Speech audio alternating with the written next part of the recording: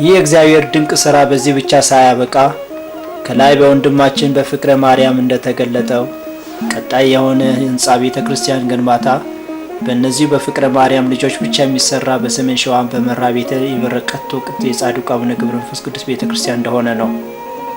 ከዚህም ጋር በደቡብ ጎንደር በሎሚ ዱር ምዕራፈ ቅዱሳን ቅድስት አርሴማ የሴቶች ገዳም ህንጻ ቤተክርስቲያን በእማሆይ መዓዛ ፍስሐ መስራችነት የተጀመረ የህንጻ ግንባታ ከገንዘብ እጥረት የተነሳ ቆሞ እንደነበርና አሁን ግን በቦታው ድረስ በመሄድ የሚያስፈልገውን ነገር በማሟላት ስራው እንዲጀመር ተደርጓል።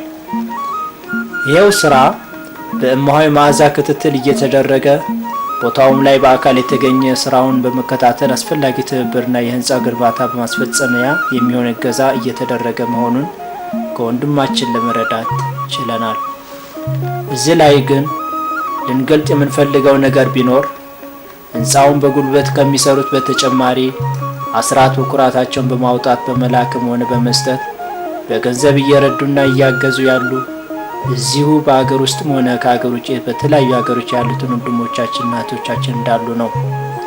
እናም በህንፃው ግንባታ ላይ በጉልበትም ሆነ በገንዘብ እንዲሁም በሀሳብ የረዱትን ሁሉ አምላከ ቅዱሳን የነፍስ ዋጋ ያድርግልን እያልን በእግዚአብሔር ስም እያመሰገንን ወደፊትም ይሄው መልካም ትብብራቸው እንዳይለይ በማለት መልካም ምኞታችንን እንገልጣለን።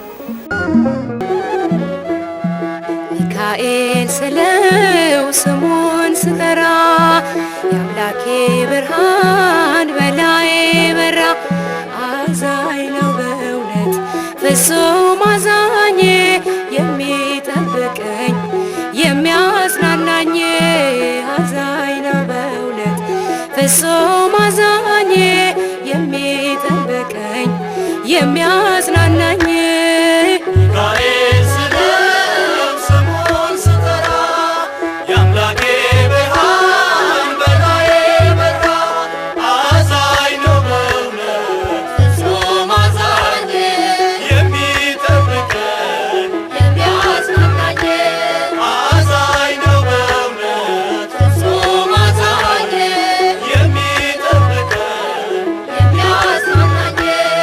ሚካኤል ስለው ስሙን ስጠራ የአምላኬ ብርሃን በላዬ በራ።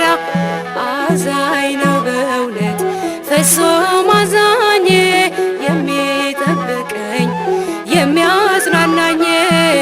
አዛኝ ነው በእውነት ፍጹም አዛኝ የሚጠብቀኝ የሚያጽናናኝ።